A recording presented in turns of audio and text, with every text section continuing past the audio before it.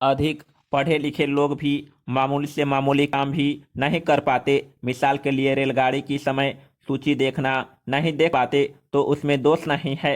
असल में समाज का वातावरण कुछ ऐसा है कि यूरोप के या संपन्न देशों के लोग उठना बैठना, खाना पीना, मुंह खोलकर खाना खाते खाते चिप चिप करना, मन में आए वहां थूक देना जैसी मामूली चीजों का ध्यान रखते हैं। उसके साथ साथ दिमाग को खोलने वाला सवाल भी जुड़ा हुआ है कि दिमाग कितना खुला रहता है, कितनी बुद्धि और कितना अभ्यास उसके अंदर से पनपते हैं या निखरते हैं। पैरा ऐसा ही दाम की गैर बराबरी, खेतीहर दाम और कारखानों की चीजों को दाम अधिकारों की गैर बराबरी प्रभु देश और जो दबे देश हैं उनमें पाते हैं। आमतौर से कॉलेजों में इसका कारण बताया जाता है कि प्रभु देशों को आदमी मेहनत ज़्यादा करते हैं या बुद्धिमान ज़्यादा हैं या वहाँ के प्राकृतिक साधन बहुत अच्छे हैं। अब प्राकृतिक साधन वाली बात तो खत्म हो चुकी है, लेकिन पहले किसी जमाने में रहा करती थी। जैसे कपड़े लत्ते के बारे में कि क्यों इंग्लिस्तान में कपड़े लत्ते ज़्यादा अच्छे बनते हैं और हिंदुस्तान में क्यों नहीं अच्छे बन पाते। हिंदुस्तान में कपड़े के घरेलू उद्योग धंधों को कानूनी ढंग से खत्म किया गया था। इसके पीछे कोई दूसरा कारण नहीं था, लेकिन बहुत अरसे तक वह पढ़ाया गया कि लंकाशायर में कुछ हवा में नमी रहती है, इस कारण से वहाँ कपड़ा अच्छा बुन जाता है। मैं समझता हूँ कि यह 50-100 वर्ष तक पढ़ाया गया और शायद अब भी पढ़ाया जाता हो। अब तो कोई बेशर्म मास्टर होगा और कोई बहुत ही बेहूदी किताब होगी तो उसमें यह लिखा हुआ हो, लेकिन ऐसी बातें उसी रूप में न सही दूसरे रूप में है। पैरा इस संबंध में मैं एक सिद्धांत की बात बताता हूँ। अंतर्राष्ट्रीय श्रम विभाजन का सिद्धांत है। अंतर्राष्ट्रीय व्यापार के लिए वह चला आ रहा है। अभी तक वह किसी न किसी रूप में आधार है। किसी एक देश में अलग अलग आदमियों को अलग अलग धंधा करने दिया जाता है और इसलिए कि वे करते हैं, इसलिए पैदावार बढ़ जाती है। एक ही आदमी सम काम करे तो वह इतना नहीं पैदा कर सकता, इसलिए एक ही काम में कई हिस्से बना दिए जाते हैं और एक एक हिस्से को अलग अलग लोग करने लगे तो वह चीज ज्यादा पैदा होगी। जिस तरह देश के अंदर श्रम विभाजन होता है, उसी तरह से संसार में श्रम विभाजन होता है। कहीं किसी देश की आबो हवा अच्छी है और प्राकृतिक साधन अच्छे हैं, जैसे लोहा और कोयला अगर एक दूसरे के नज़दीक हो या वहाँ के कुछ कारणों से, मैं दिमाग की बात इस वक्त नहीं कह रहा हूँ, पढ़ाई लिखाई के कारण कुछ अच्छाई आ गई हो। एडम स्मिथ के जमाने से यह सिद्धांत चला आ रहा है। वह एक अंग्रेज अर्थशास्त्री था। आज के युग में वह सबसे पहला और सबसे बड़ा माना जाता है। उन्होंने बताया कि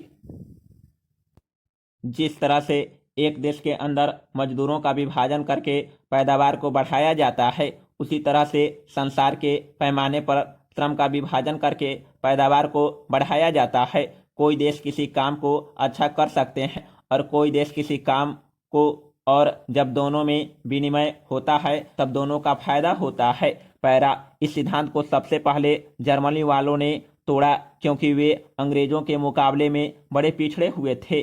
1840 के आसपास उन्होंने कहा यह तो बिल्कुल गलत बात है और उन्होंने राष्ट्रीयता के आधार पर एक सिद्धांत बनाया, लेकिन वह बहुत आगे नहीं बढ़ पाया क्योंकि उसको वे मानवीय रूप नहीं दे पाए। किसी भी जर्मन अर्थशास्त्री ने यह नहीं लिखा कि हम इस सिद्धांत को काटते हैं।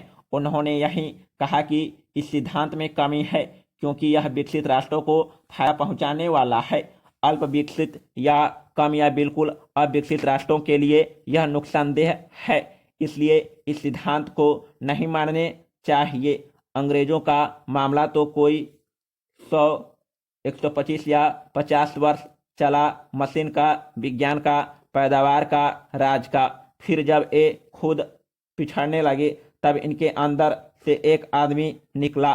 उसने इस अंतर्राष्ट्रीय व्यापार का एक सिद्धांत बनाया, उसका नाम है कीन्स, और उसने कहा कि यह सिद्धांत कम पड़ता है। असल में इसके आधार में एक जबरदस्त तब्दीली होनी चाहिए कि संसार के लिए अंतर्राष्ट्रीय व्यापार तभी लाभदायक होता है जब हर एक देश में संपूर्ण रोजगार हो, यानी बेरोजगारी न हो। इंग्लिस्तान में लाखों आदमी बेरोजगार रहने लग गए और उसी के आधार पर उसने साबित करके बताया कि जिस देश में बेरोजगारी होती है उस देश का माल या विनिमय में जाता है तो देश की नुकसान होता है। इसलिए संपूर्ण रोजगार होना चाहिए। पैरा। दुनिया में कीन्स का बहुत जबरदस्त नाम है। उसे इतना ज़्यादा सोचने की ज़रूरत नहीं थी। आखिर फर्क कितना पड़ेगा? मान लो अमेरिका का एक मजदूर 1 घंटे में 20 गज कपड़ा बुनता है, या 1 घंटे में 2 सेर अनाज पैदा करता है, या 3 सेर ज़्यादा, शायद ज़्यादा ही। तो इंग्लिस्तान वाला उससे कम नहीं पैदा करता।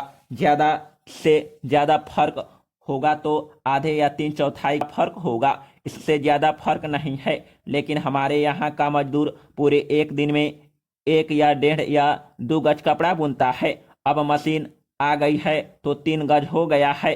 अब सिर्फ यह कह देना कि बेरोजगारी किसी देश में न हो काफ़ी नहीं है। उसके साथ साथ यह भी कहना चाहिए कि हर देश में रोजगारी ऐसे ही हो कि मेहनत की पैदावार करीब करीब बराबर हो, तब 2 या 2 से अधिक देशों के व्यापार से सबको फायदा होगा।